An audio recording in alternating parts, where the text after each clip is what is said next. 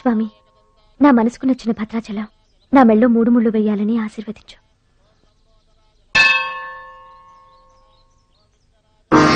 Hi. Bhadrachalam ఇంకా గొప్పవాడవ్వాలి, అతనికి ఇంకా పేరు రావాలి. అది నీకు ఇష్టమేగా? అతని భవిష్యత్తు కోసం నువ్వేం చేస్తావు? అదర్వైజ్ ఏం చేయగలవు? ఏం చేస్తావులే, ఒక దండం పెడతావు, లేదంటే మాక్సిమం 2 కొబ్బరికాయలు కొడతావు. అంతకంటే ఏం చేస్తావు? Ruchi, please mind your business. Oh sorry.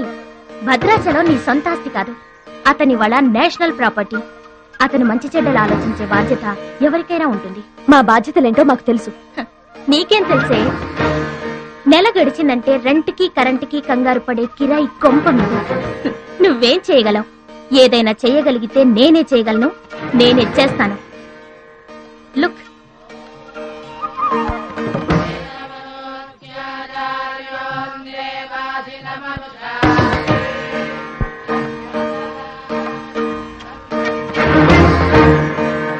మా డాడీ స్టేటస్, పక్కన భద్రాచలం స్టైల్. వావ్, చూడ్డానికి 2 కళ్ళు చాలడం లేదు.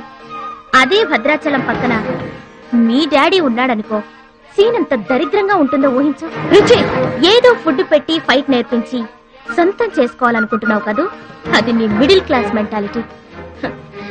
ఇవాళ కంట్రీ కళ్ళంతా అతని మీదే ఉన్నాయి. అందుకే ఎవరి దిష్టి అతనికి తగలకుండా అతని క్షేమం కోరి హోమం చేయిస్తున్నాను. ఇది నా rich class mentality. My dear friend, నిజంగా నువ్వు అతని క్షేమం కోరుకునేదానివే అయితే, నీలో ఏ స్వార్థం లేకపోతే హోమం అయ్యేంత వరకు ఉండి ప్రసాదం తీసుకుని వెళ్ళు. ఏమండి మహాలక్ష్మి గారు, మీకోసం అంతా వెతికొస్తున్నాను. మన కోసమే హోమం చేయిస్తున్నారు, రండి.